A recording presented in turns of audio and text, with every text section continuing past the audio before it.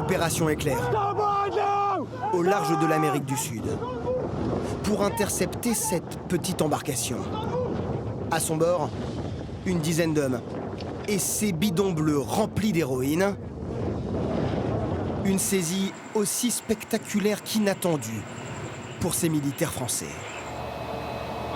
La scène se déroule il y a 10 jours. Une journée a priori tranquille pour l'équipage de ce navire de la marine qui patrouille dans la mer des Caraïbes. Jusqu'à ce renseignement radio fourni par des forces étrangères. Target is CIW. Target is CIW. Une embarcation suspecte vient d'être repérée. Probablement un go-fast qui transporte de la drogue. Et les marins français sont les mieux positionnés pour intervenir. Tout l'équipage s'active. Préparation des armes et des munitions. Pour être en mesure de riposter si les suspects ouvrent le feu. Puis un briefing rapide, car la nuit approche. Ça va finir à je ne sais pas à quelle heure. Voilà. Juste prêt à ça, on est parti pour le nuit, c'est chargé. 7 militaires prennent place à bord de ces 2 Zodiacs ultra rapides. Il faut garantir l'effet de surprise.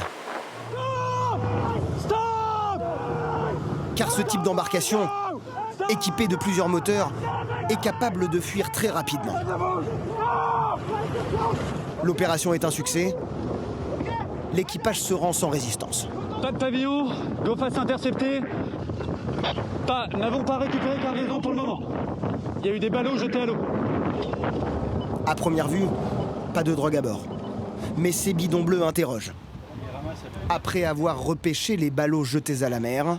Alors on se recule tous et peut-être vous les stockez ici et vous les emmenez là après. Les militaires doivent maintenant identifier leur contenu.